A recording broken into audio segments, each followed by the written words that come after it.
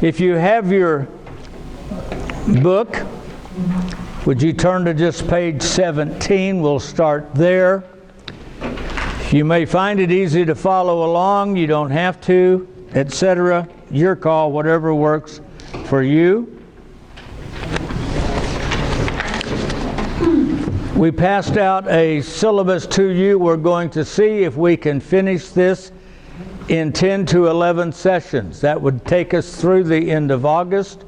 That is the goal, and that means after this I really need to start sharp at 7 so we can attempt to get out of here. We will go for 1 hour, take a 15-minute social break, and then come back and finish up and try to get out of here before 9. That's our goal on the Monday nights of the summer, and you can see the schedule that's there. Page 17, the hermeneut. In Greek mythology, Hermes was the messenger of the gods. His task was to deliver verbal messages from the gods to mankind. In order to do so, Hermes had to know the language of the gods as well as the languages of mankind. As a translator, he had to do more than simply exchange words from one language to another. His task was first of all to understand what the gods were saying, and secondly, to communicate what was being said so that mankind understood the message. He had to understand the message, translate it in such a way that it could be understood. I understand my task in this seminar to be that of a hermeneut. Not that I have any divine commission to speak on behalf of God or the church. I do not. Let's be clear about that. With the psalmist I confess, O Lord, my heart is not proud, nor my eyes haughty, nor do I involve myself in great matters or in things too difficult for me. We'll see if that's if I have or haven't attempted something way too difficult. My task is not to create, but to translate what I have been taught, what I have received, what I have seen and heard and experienced concerning the Word of life. In the face of the incomprehensible and ineffable, I struggle to transmit what I see so that you might see it for yourself. That's the goal. I possess neither the vocabulary nor linguistic skill to be successful.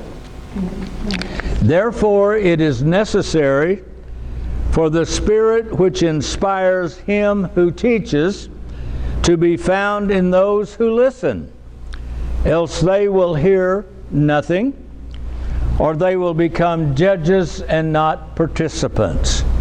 Our goal is to participate in a common experience and reality together. Both the teacher and the listener must become witnesses to the truth. The purpose of external teaching is to actuate the gift of the Spirit so that our thought also participates in faith, meaning this possesses the possibility of being a whole lot more than simply academic information. Faith turns the hearer into a participant so that what we know without knowing how we know it. Our hearing bears fruit in an altogether new ontological relationship with God. Ontological in our existence, in our being.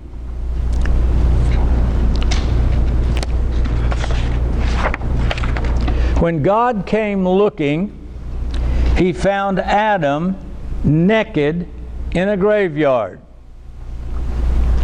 Naked in a garden. This is not in your book right here. Builds on themes that we have previously explored over the last 23 years.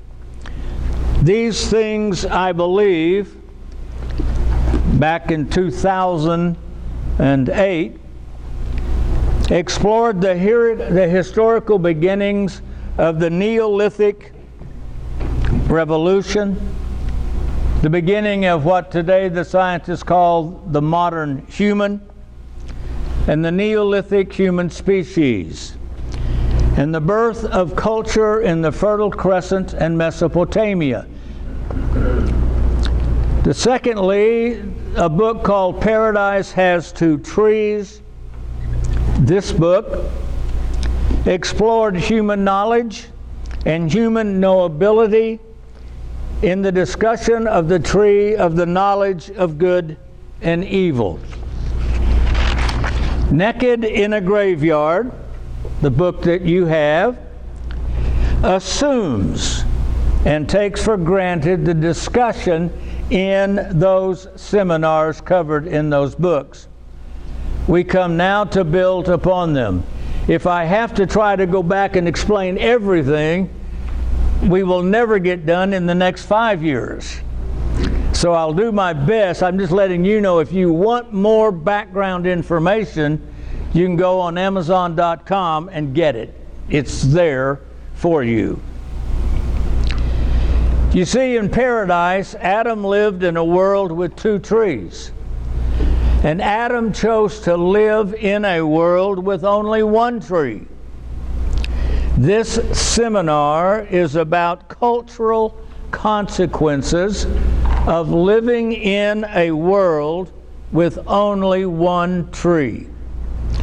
You have your own personal story. Your family has its family story.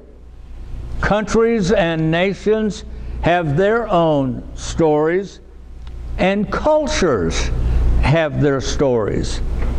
Our personal story and our family's story, as important as they are to us, are small stories. Our nation's story is a larger, but the story of culture, our culture, is massively huge. The story of all mankind is a super story. The story of all mankind, what happened when Adam left and started building a world with only one tree, is a huge story. All of the other stories, our personal stories, our family stories, and even our nation's stories, all take place within the super story, inside this huge story of what Adam and his descendants created with only one tree. We do not normally think in such large categories as cultures. We especially seldom, if ever, think in terms of a 12,000-year-old culture, Adam's culture. And we need help if we are to think about anything that huge. So we're going to take baby steps. Someone just went, "Whew, I hope so." Haven't understood a word he said so far. We are going to take baby steps, one step at a time, 1 week at a time. We will enlarge ourselves and our thinking about the whole, W-H-O-L-E, and see ourselves within the larger picture. Now, we skipped over, but it's at the front of your book. There is the foreword by Vasilios Patsos of Tauville, Switzerland. You may find it very helpful and encouraging to read his foreword as he relates his own journey while making his way through Naked in the Graveyard. For those of you that have stumbled upon us on the internet, you will find the book Naked in a Graveyard useful and necessary. It contains footnotes and references. Naked in a Graveyard is about the world, a naked Adam created with one tree. Those of you on the internet, if you find us on YouTube, I don't deal with YouTube. I don't have time to get on it and see any comments that you might be making. If you wish to give me a message, and many do, I just don't get them, and I don't even know how I could reply to you on YouTube. That's not my expertise. I'm a long ways from it. I did put up on the board here my email here at the church, and you can always contact me that way, and I will do my best to answer whatever you have to say. That brings us then to the first half of our project, reading between the lines. Reading between the lines. Chapter 1, wherever chapter 1 is, I don't have the page number, but we are ready for chapter 1. St. Luke, chapter 8, 26 through 39. A familiar story to us. We'll just remind ourselves. At that time, Jesus arrived at the country of the Gadarenes, which is opposite Galilee. And as he stepped out on land, there met him a man from the city who had demons. For a long time he had worn no clothes, and he lived not in a house, but among the tombs. When he saw Jesus, he cried out and fell down before him and said with a loud voice, "What hast thou to do with me, Jesus, Son of the Most High God? I beseech thee, do not torment me." For Jesus had commanded the unclean spirit to come out of the man. For many a time it had seized him. He was kept under guard and bound with chains and fetters, but he broke the bonds and was driven by the demon into the desert. Jesus then asked him, "What is your name?" And he said, "Legion," for many demons had entered him, and they begged Jesus not to command them to depart into the abyss. Now a large herd of swine was feeding there on the hillside, and they begged Jesus to let them enter there. So he gave them leave, and the demons came out of the man and entered the swine, and the herd rushed down the steep bank into the lake and was drowned. When the herdsmen saw what had happened, they fled and told it in the city and in the country. Then people went out to see what had happened, and they came to Jesus and found the man from whom the demons had gone sitting at the feet of Jesus, clothed and in his right mind, and they were afraid. And those who had seen it told them how he who had been possessed with demons was healed. Then all the people of the surrounding country of the Gadarenes asked Jesus to depart from them, for they were seized with great fear. So he got into the boat and returned. The man from whom the demons had gone begged that he might be with Jesus, but Jesus sent him away, saying, "Return to your home and declare all that God has done for you." And he went away, proclaiming throughout the whole city all that Jesus had done for him. I know this is on page 22. Let us turn aside. The strange story of a naked man living among the tombs causes us to turn aside, as did Moses with the burning bush, and consider the matter further.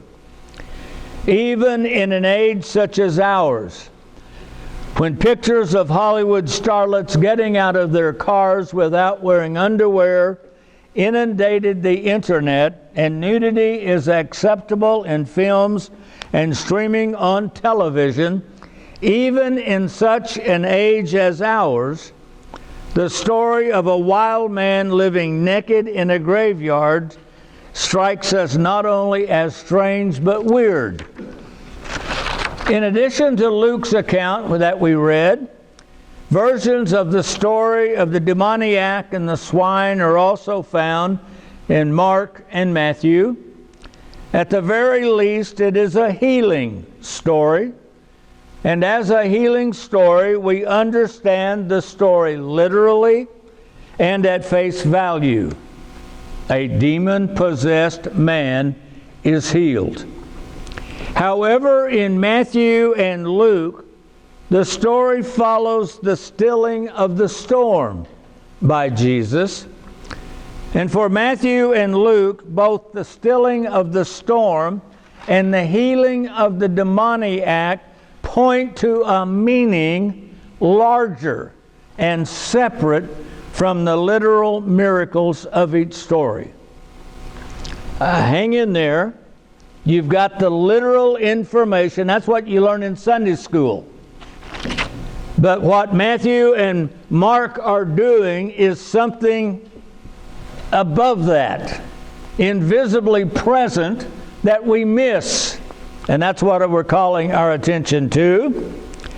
The calming of the sea demonstrated the power of Jesus over nature, especially the unruly and chaotic violence of nature.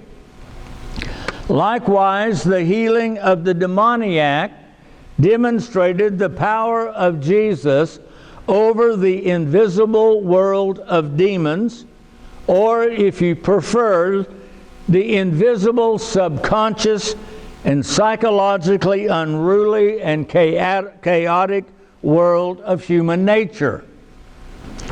Jesus had the power to calm the violent man, as well as the power to calm a violent sea.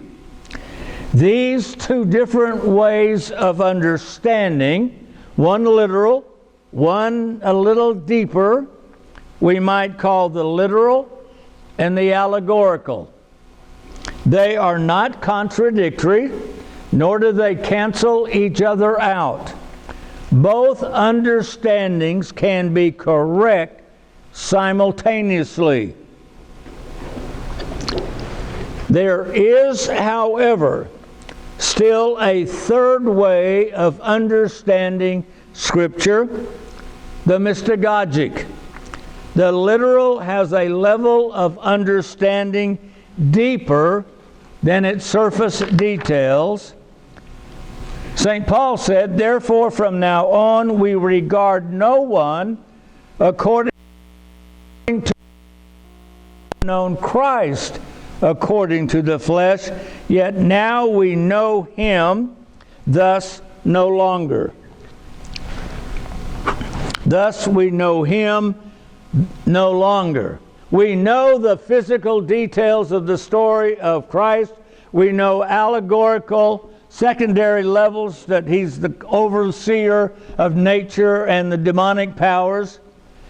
But we cannot stop there, or we miss the meaning of the transfiguration. We miss the meaning of the resurrection, all of which transcends the literal details of the rock being moved away and the tomb being found empty. Jesus is so much more than the literal information about his life. I guess you're realizing this is not going to be a Sunday school class. Okay.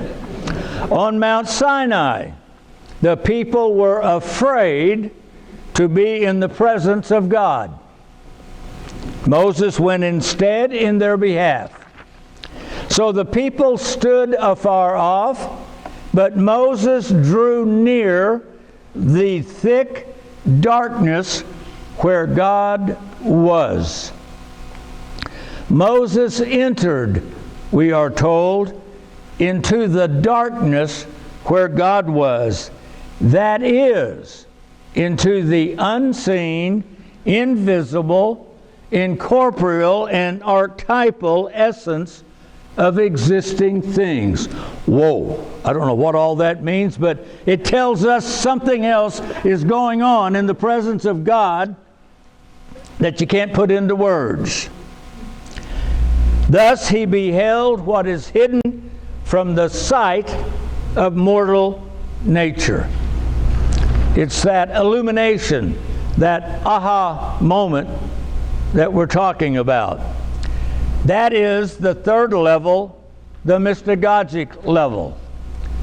The first two levels, literal and allegorical, make use of our rational cognition, which we use for recognizing and knowing the sensible, our eyesight, our five senses, knowing the sensible portion of our world. The mystagogic makes use of our cognitive awareness, which mankind uses for perceiving the non-empirical, non-sensible portion of our world. We have two ways of knowing, one by which we know the visible and one by which we can experience and know the invisible. We're on page 23.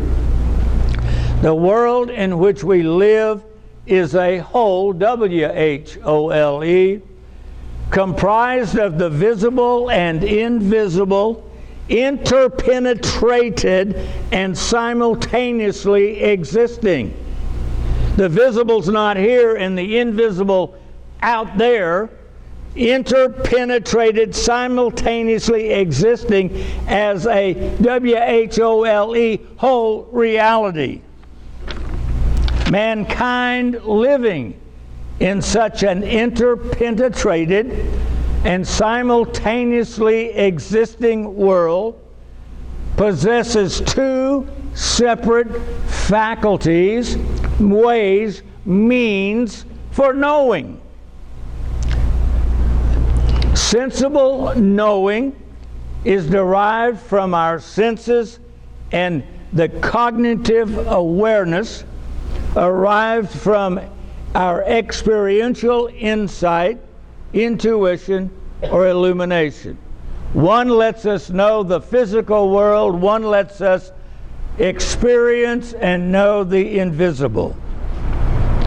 There are two different ways of knowing, and they have gone by different labels throughout history. The ancient Greek philosophers spoke of the sensible way of knowing as rational knowledge. Cognitive awareness they called noetic knowledge, from nous, the Greek word for the mind. Don't get lost on me. I just got to lay something here. Elijah had to build the altar before the fire could fall. Okay. Sensible knowledge was a way of knowing information gained from the senses. Noetic or intelligible knowledge was a way of knowing that which was not knowable by the five senses, but which was nonetheless interpenetrated, simultaneously present within that which the senses knew. I realize that's mind-boggling. Let me give you an illustration. I would like for you to stare. Let's stare right here at the center of this board. How about that? Can you just stare there, everybody? Now, while you're doing that, if you'll take your right hand, stretch your fingers apart, and bring your hand over your face and still keep looking at this. Okay? Just hold it there. You can still see this, and this is kind of fuzzy. Now, look at your fingers. Focus on those four fingers in front of you. You can now see them, and there's something behind them that you can see. Now, while your hand is here, do it with me, please. I know you feel silly, but that's how we learn. Now, while you're looking here at your hand, and that's in the back, just what happens when you close your fingers? You see only the fingers. We no longer see what we saw a while ago when we focused here. If we focus on the unseen, we can eventually see. If we focus on the visible, we see the visible. Just because we live in a world that only teaches us to focus on the visible things of our five senses does not mean the other has gone and left or never existed. They both exist simultaneously. I can look at Dax, put my hand here, and I still see Dax. Or I can choose to look at my fingers, and you're off out there somewhere. But the minute I close my hand, Dax stopped existing. But he didn't. That's the point. There are your fingers to look at, and that's just your sensible, rational way of thinking. There is that which is present, invisibly so, and that is knowable by our cognitive awareness. Page 24, what concerns us at the present is this. Those first two levels, the literal and the allegorical, are easily associated with sensible, five senses, empirical knowledge, and all the categories that follow from that. The mystagogic level of understanding only comes from the noetic knowledge, that knowledge of, wait a minute, there's something out there that's present here. It all depends on what I'm giving my attention to. Let us be attentive. What are we attending to? The literal empirical world? That's all I see and get. But that does not mean the mystagogic is not also present at the same time. The mystagogic level is only from the noetic. The intuition and illumination and cognitive awareness where one sees what they had not seen and now knows without knowing how they know what they did not know before. Suddenly you know, and you don't know how you now know it, but you can't stop unknowing it. Before we seek to enter into the hidden darkness of the naked man, like an athlete before a competition, let us first go into training. You see, we're headed to the story of the naked Gadarene. But before we get there, we need some practice of beginning to read between the lines, between our fingers, and see what else is present. So that's what we're going to do in our baby steps to get there, so we can finally get to what is happening and what does the story of the naked Gadarene tell us about Adam and the world he created. Let us briefly consider the values upon which Western culture and civilization were built. Page 24. Hang on, we're going to have a break here in about 10 minutes. Could we do it now? Help! Cultures are those large realities that cover large geographical areas for thousands of years. Think of the Roman Empire, Alexander the Great Empire, the Persian Empire, those things.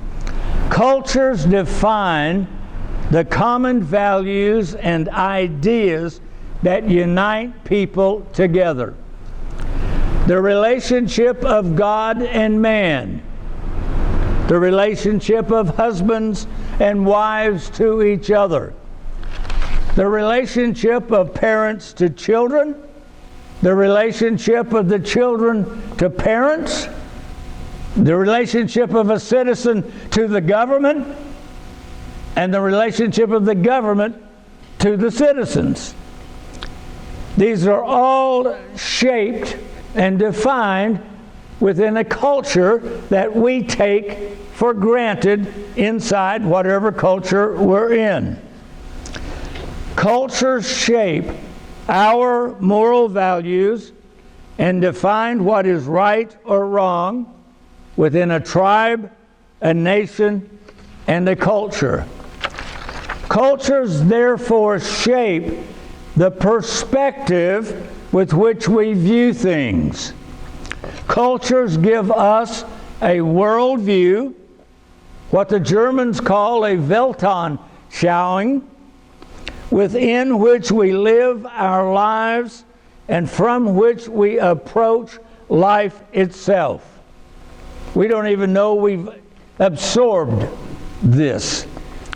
Cultures give us a shared ethos, what the Greeks call synethia, the social attitude or social context that defines the self-understanding of a people. Botanical culture.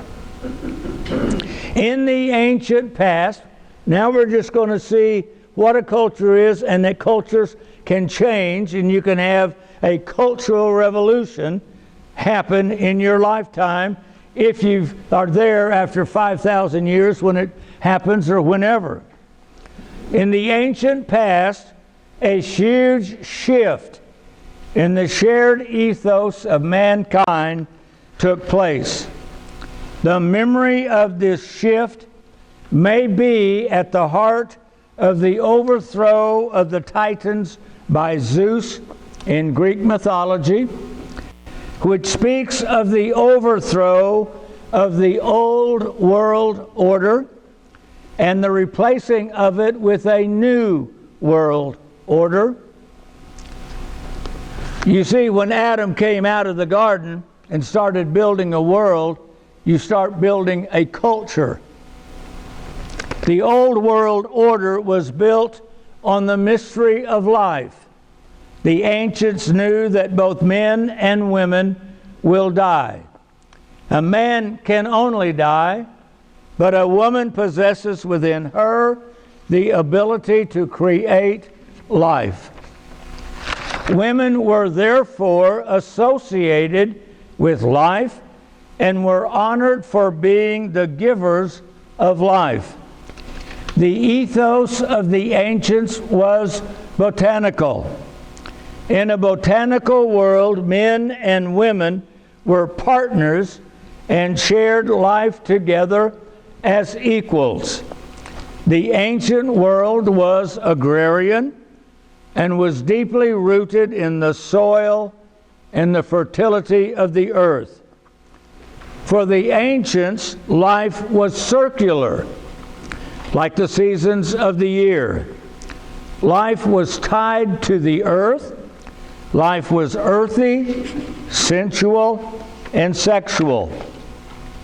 The courtship of Inanna and Dumuzi, I should have looked it up. He's found in the Old Testament. The Canaanites had another name for him. It's an ancient story.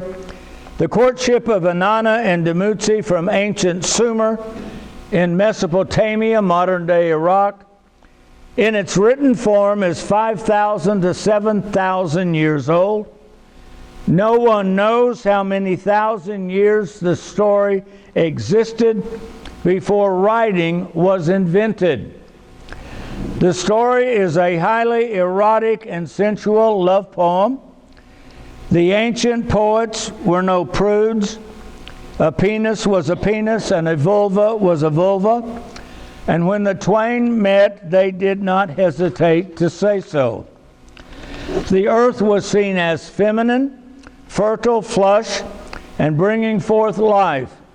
Even today, we still speak of Mother Nature. Betty White in the movie The Proposal goes into the woods because we must give thanks to Mother Earth.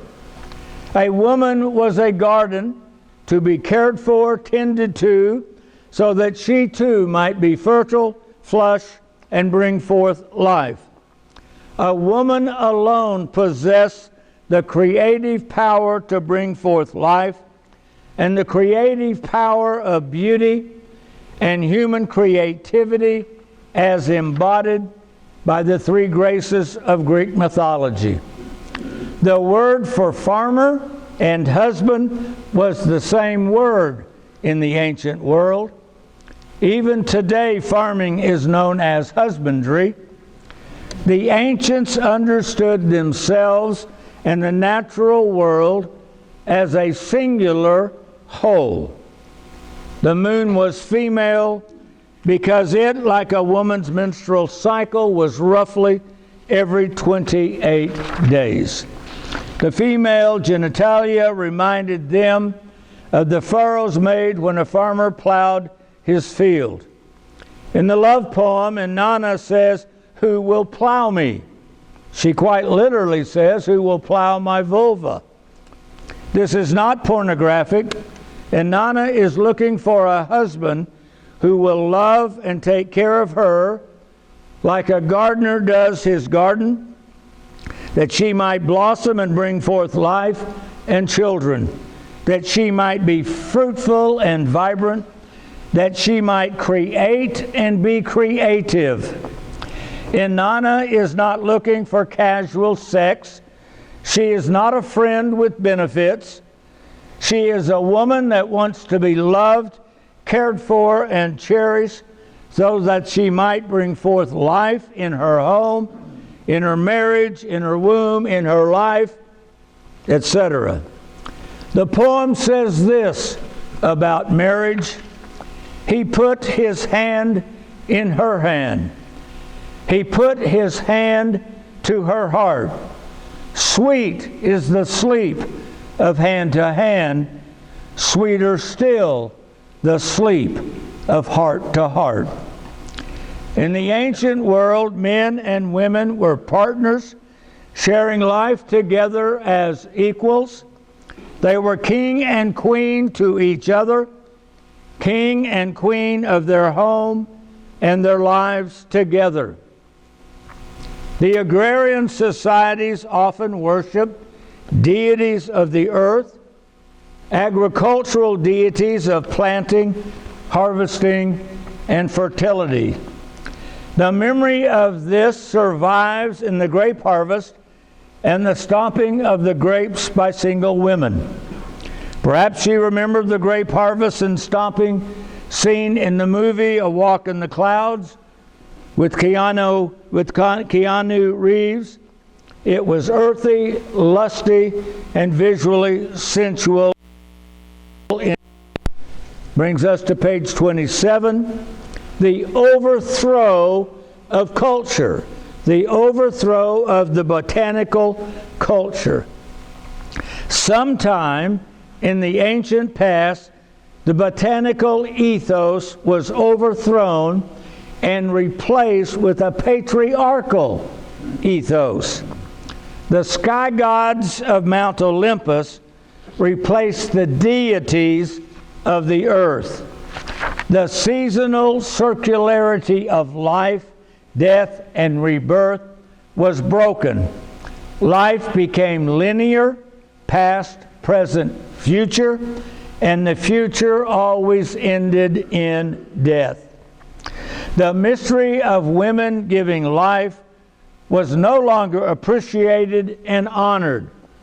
Zeus the leader of the sky gods, was a sexual rogue and a sexual predator.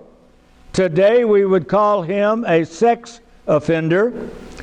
He was continually unfaithful to his wife. He had an uncontrollable sexual appetite, which compelled him to pursue virtually every attractive person, mortal or immortal, male or female. In the form of a bull, Zeus abducted Europa, and he seduced the nymph Callisto. In the form of a bull, he raped Io. In the form of a swan, he raped Leda. And he took the Trojan boy Ganymede to Olympus to be his lover. All in all, Zeus fathered 115 offspring. Wow. And he's the chief gods of a culture. Well, you wonder what kind of culture we have? It's based on the chief god of this Greek culture, the sexual rogue Zeus. Let us consider real quick two of Zeus's offspring. Zeus in a human form seduced Semele. Hera, knowing of the pregnancy, sought to put an end to the pregnancy in order to keep Zeus from populating Olympus with all his illegitimate children. Prompted by Hera's trickery, Semele had Zeus reveal who he really is, and Zeus revealed his deity and became a blazing fire that incinerated Semele and burned her up. Zeus rescued the embryo and then sliced his inner thigh, embedded the embryo in his thigh, where it continued to grow, and from his thigh Zeus gave birth to his love child, Dionysius. Zeus's hatred for women, their fertility, and their ability to give life, he hated that, led him to usurp the reproductive function of women by conceiving in his head his daughter Athena. He had one of the gods strike him on the head with an axe, right here, cleaved him openly with an axe, and from this birth canal, Athena, the brainchild, sprang forth full grown. The virgin Athena is known for her wisdom and her support of her father's rule, the patriarchal rule. Athena and Dionysius represent the contradictory forces in culture. In the West, sexuality was deemed irrational. Dionysius represents the irrational forces of both physical nature and human instinct. He is a god who combines joyous sensuality with immoral aggression. On the other hand, Athena is a virgin goddess of formidable austerity and self-discipline, who represents the rational force for civilized order. The ancient Greeks never resolved the conflict between male rationality, male sexual aggression, never resolved that with female sexuality and sensuality, and the Greeks deemed female irrationality, and so a dichotomy was created inside the patriarchal order. By having Zeus give birth to both conveys the ancient Greek insistence that both Athena's cool rationality and Dionysius' passionate sensuality are part of the natural order and therefore equally divine. In a patriarchal world, disciplined intellect and unrestrained male sexual aggression are equally part of the human landscape. Men were rational and sexually aggressive. Women were irrational and sexually sensual. We're just saying, look at this identity of a culture. One that had been botanical, in which men and women were defined equally as partners and givers of life, enablers. The male is an enabler for the female's life-giving powers, which gets overthrown, and you create a different culture that begins to take its place, and we can recognize parts of our own culture here in 2023 that were happening by, who knows, 1000 BC or somewhere in the dark past before the Zeus overthrew the Titans, before the Olympic sky gods replaced the botanical gods that honored life as circular and so forth. That's what we're doing tonight, is just understanding what we mean by culture. We're not trying to make anybody have to memorize any of this. It's just an awareness. Culture. It's causing us to think larger than our own life, the life of our family, the life of our city, even the life of our country. What about all mankind? We say in the Orthodox Church, we pray for that, and all mankind. And we respond to that. Well, why don't we take a break? Well, I hope you had a nice break and a chance to say hello to one another.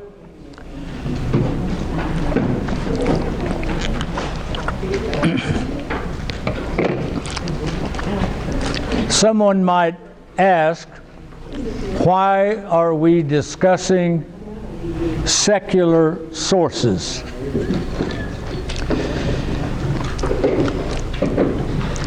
The Gadarene was a demoniac from the city.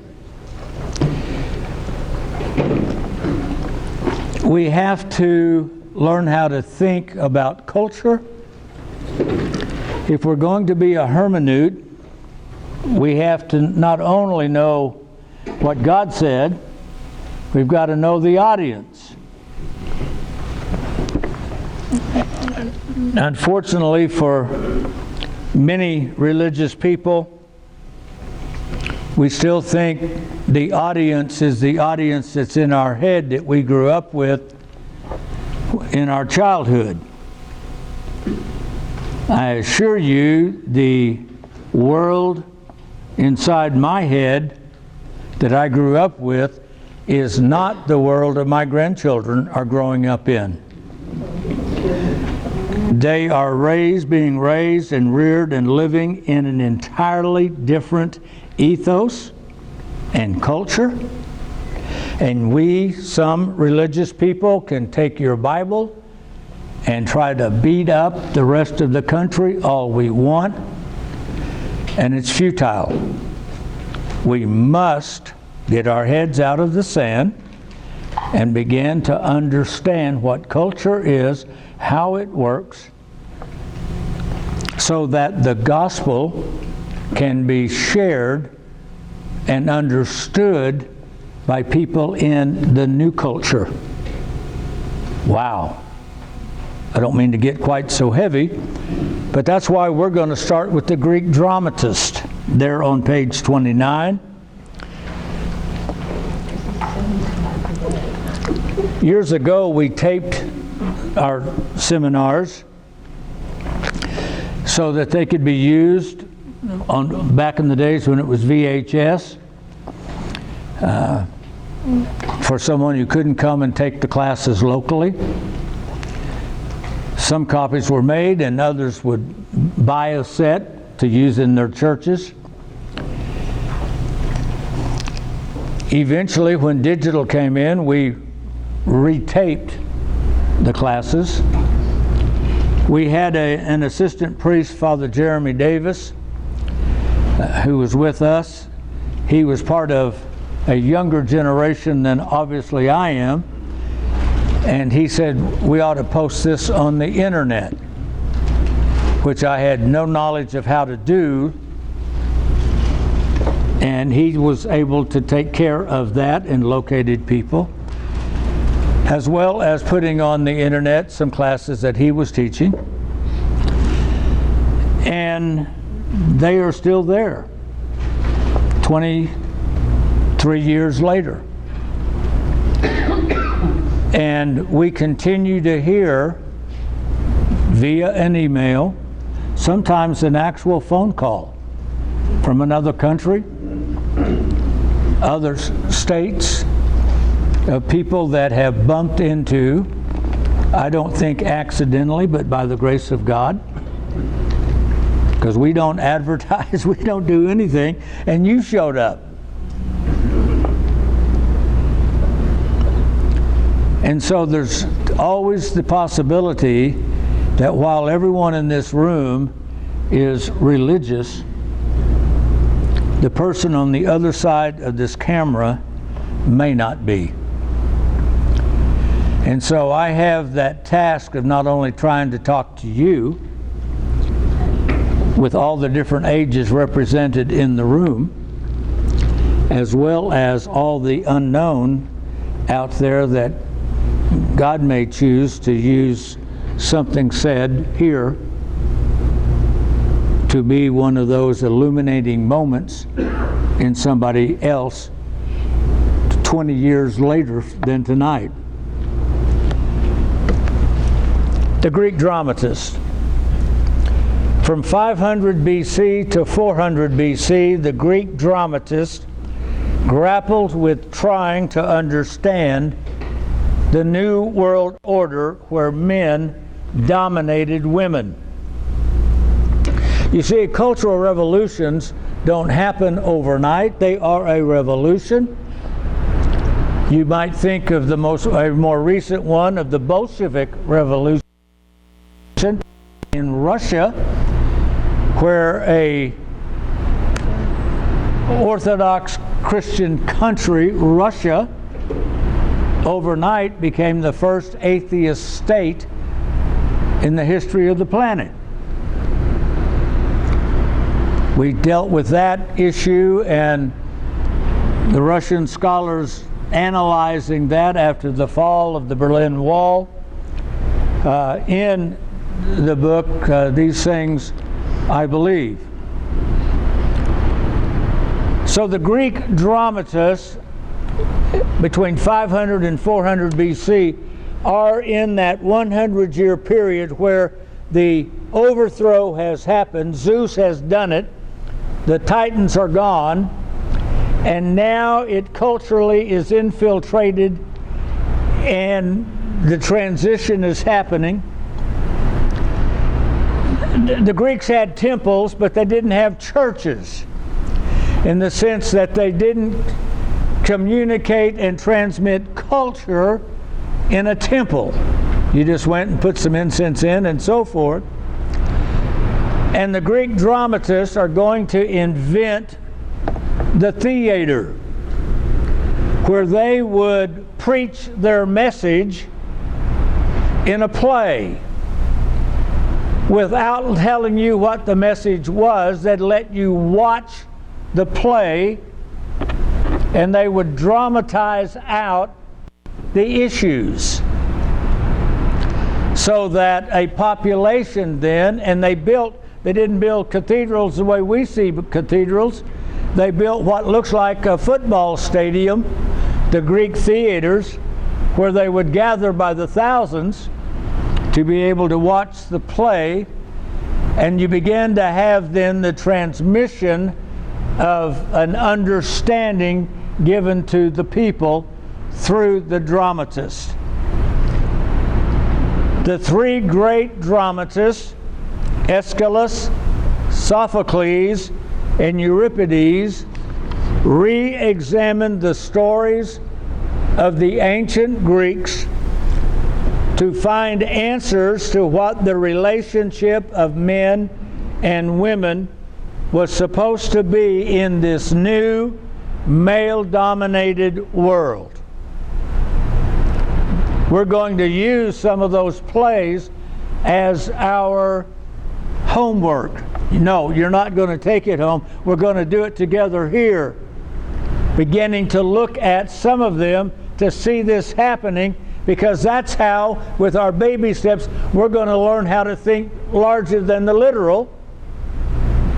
That's going to get us then finally to get to consider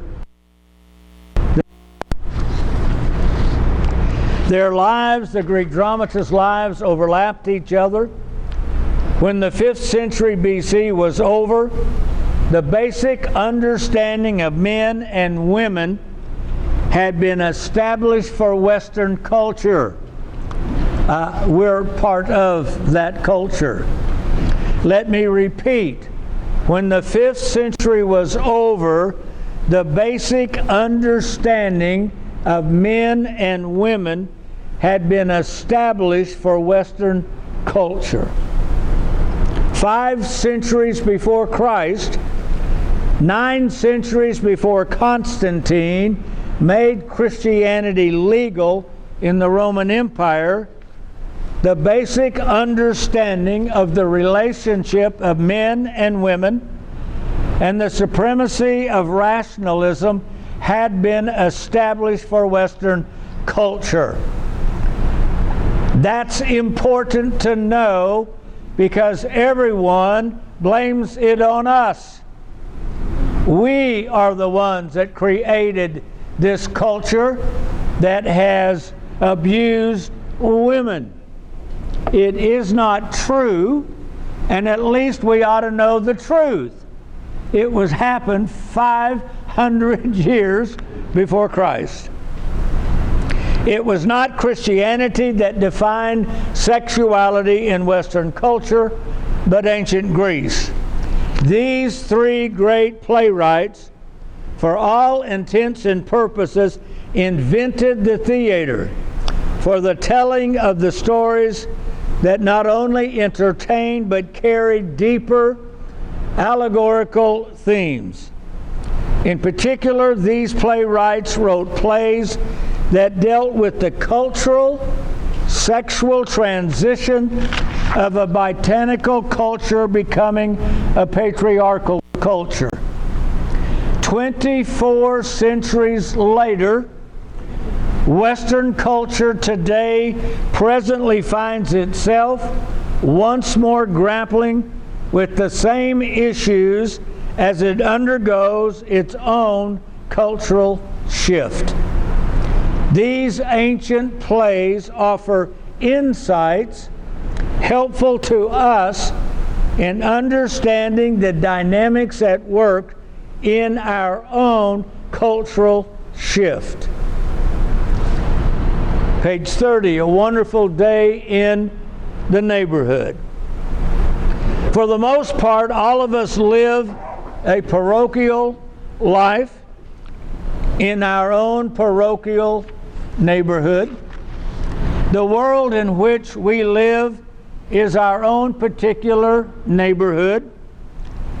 Our neighborhood of family, friends, and associates affirms who we are, affirms the values we have, and the truth we believe. That's who we hang out with. This is not to say we are blindly parochial.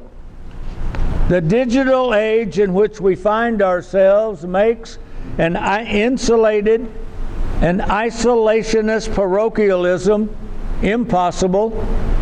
We know there is a larger world out there with a diversity of values and truth, many radically different than our own values and truth. That said, most of us are not cosmopolitan citizens of the world. Only in the movies do we have breakfast in New York and dinner in London. We live our lives in our parochial neighborhood, however broad or narrow-minded it may be. However, the neighborhood is changing. The old days are gone. The larger world seems intent on bulldozing away our familiar landmarks and replacing them with something entirely new and different. The temptation is to cling desperately to the old, to go down fighting like those in the Alamo or Custer's Last Stand.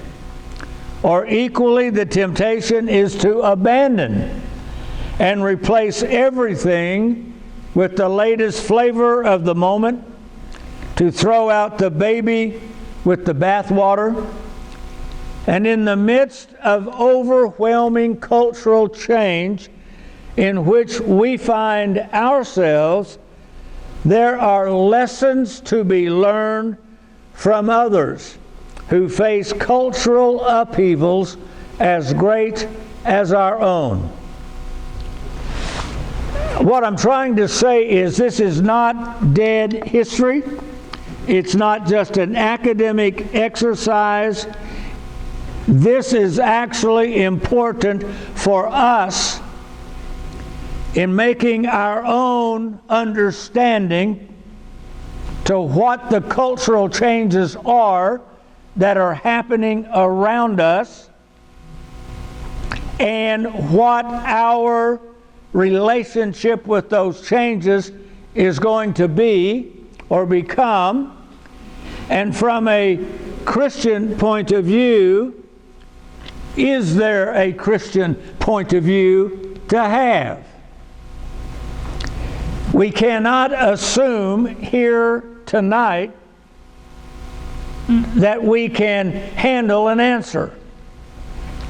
We need to begin to think outside of our parochial neighborhood, outside of our own worldview, to understand that world out there that is radically different from the world in here, in our heads tonight.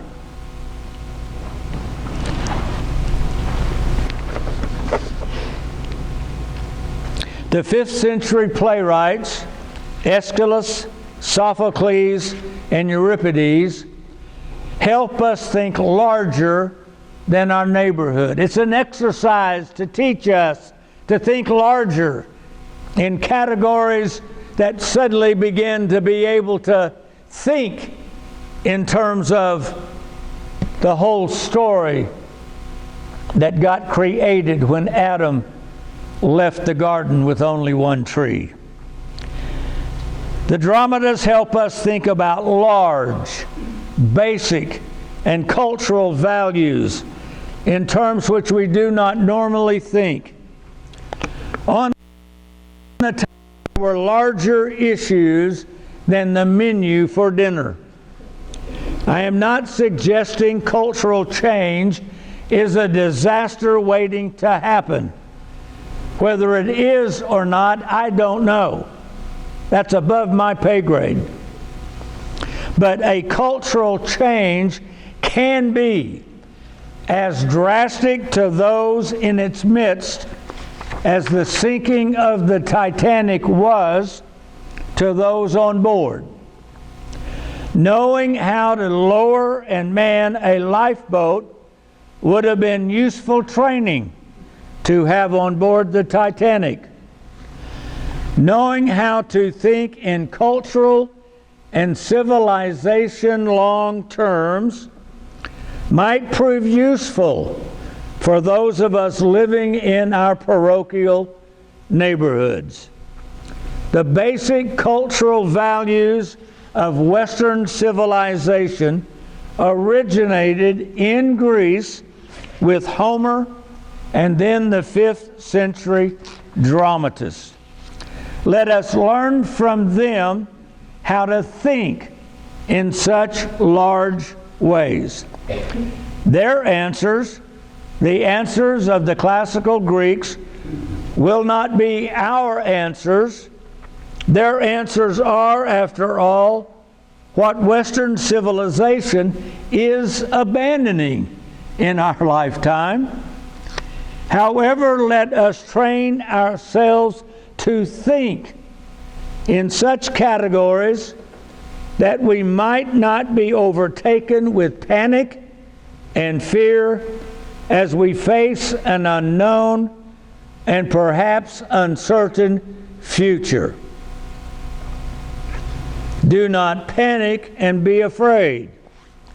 So our cultural training serves two purposes: that of being prepared for cultural change in our own lifetime, and secondly, that of learning how to read between the lines so that we might be prepared to enter into the darkness surrounding the naked man, that we might be able, like Moses, to go up the mountain into the presence of the darkness surrounding God and see what that darkness, what is hidden in the darkness culturally of that literal story of a demon-possessed man being healed by our God and Savior Jesus Christ. That's why we are in part 1, reading between the lines. Before we consider the naked Gadarene, we're going to train ourselves by learning how to read between the lines of others that are non-religious and have non-biblical stories. If we can learn to do that, we will go to part 2 and deal with the naked Gadarene. It's a journey. I hope you'll read that forward by Vasilios. It might help us understand how it can be a journey of self-discovery at the same time. Well, God bless you for being here.